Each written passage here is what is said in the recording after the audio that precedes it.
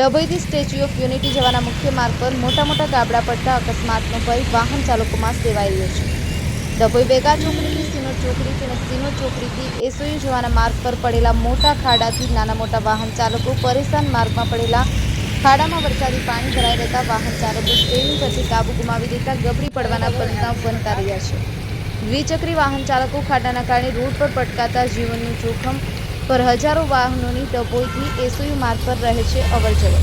તંત્ર કોઈ મોટી દુર્ઘટના થશે ત્યારે જાગશે। પીડબ્લ્યુની ઓફિસ 200 ફૂટ અંતરમાં જ આવેલી છે, છતાં પણ અધિકારીઓને દેખાતું નથી। સ્ટેચ્યુ ઓફ યુનિટીના રસ્તા પર દેશ વિદેશના પ્રવાસીઓ અહીંથી પસાર થાય છે, છતાં પણ તંત્ર આ બાબતે બેધ્યાન વહેલી તકે ખાડા પૂરવાની કામગીરી હાથ ધરાય તેવી વાહન ચાલકોની માંગ છે। દેશ વિદેશના પ્રવાસીઓ પણ જો કોઈ દુર્ઘટના થશે તો જવાબદાર પણ તંત્ર ક્યારે જાગશે? ફઝલ રઝાક ખત્રી, કરજણ, સંદેશ ન્યૂઝ, ડભોઈ।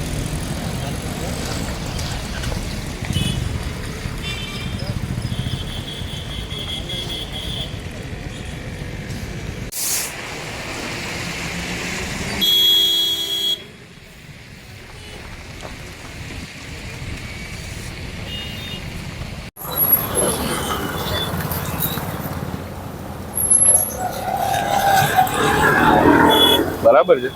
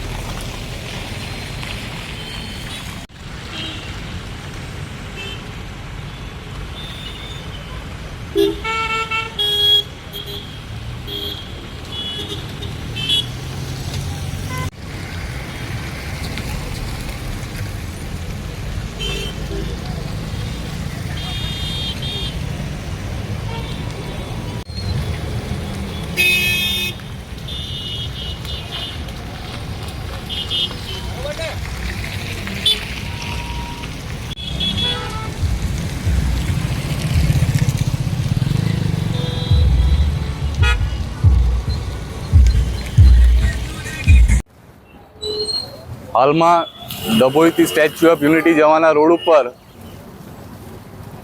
આશરે